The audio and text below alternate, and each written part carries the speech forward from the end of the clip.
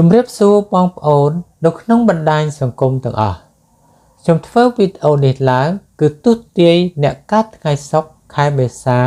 ឆ្នាំពកបើមើលទៅតាមជើងលេខថ្ងៃខែឆ្នាំកំណើតយើងឃើញថាពេលដែលលោកអ្នកកើតមកឪពុកម្ដាយរបស់លោកអ្នករស់ស៊ីក្ដីធ្វើស្រែចម្ការក្ដី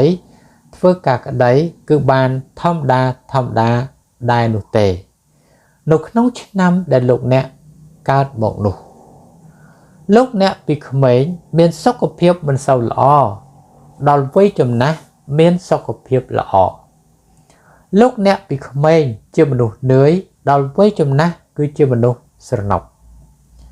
ចំពោះការរកស៊ីបើលោកអ្នករកស៊ីជាមួយមនុស្សសម្បុរស្ដេចបាយឬក៏ស្រអែមល្អជាងរកស៊ីជាមួយមនុស្សសម្បុរសដោយសារមនុស្សសម្បុរស្ដេចបាយឬក៏ស្រអែមមានចិត្តស្មោះត្រង់នឹងលោកអ្នកហើយមានធាតុត្រូវជាមួយនឹងលោកអ្នកទៀតផងចំពោះការងារបើលោកអ្នកធ្វើការជាមួយនឹងមេឬថៅកែសម្បុរស្ដេចបាយឬក៏ស្រអែមគឺល្អជាងជាមួយនឹងមេឬថៅកែសម្បុរសដោយសារមេឬថៅកែសម្បុរស្ដេចបាយឬក៏ស្រអែមតែងតែស្រឡាញ់ចូលចិត្តលោកអ្នកហើយជួយជ្រោមជ្រែងលោកអ្នក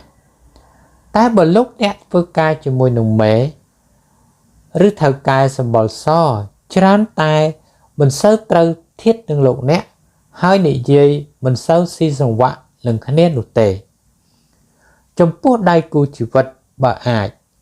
លោកអ្នកគួរយកមនុស្សឆ្នាំខាលឆ្នាំរកាឆ្នាំចឆ្នាំជូតឆ្នាំរោងនិងឆ្នាំមមី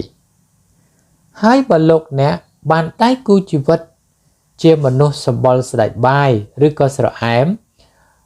ល្អជាងបានដៃគូជីវិតជាមនុស្សសម្បុរសដោយសារមនុស្សសម្បុរស្ដេចបាយឬក៏ស្រអែមមានចិត្តស្មោះត្រង់នឹងលោកអ្នកហើយមានធាតុត្រូវជាមួយនឹងលោកអ្នកទៀតផងតែបើមើលទៅតាមជើងលេខថ្ងៃខែឆ្នាំកំណើតយើងឃើញថាលោកអ្នកត្រូវបានដៃគូជីវិតជាមនុស្សក្រាន់បើអាចថាជាអ្នកមានអ្នកធ្វើការធំឬក៏មានចំណេះដឹងខ្ពង់ខ្ពស់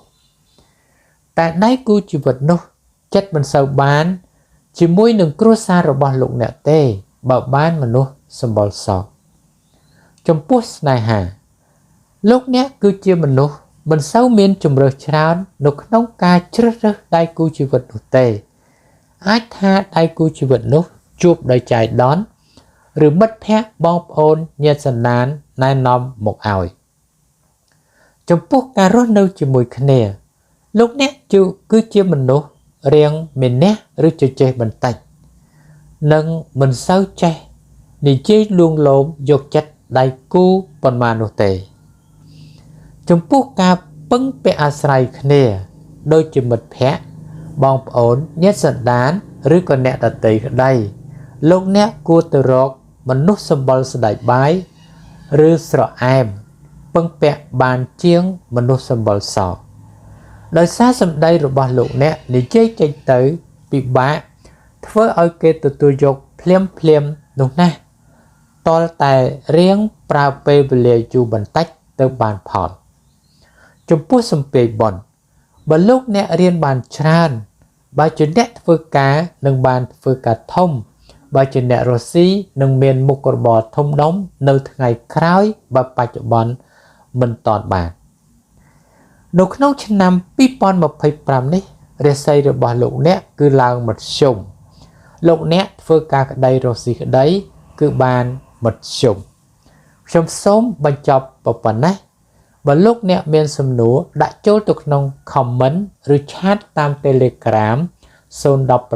66 84 86សូមអរគុណ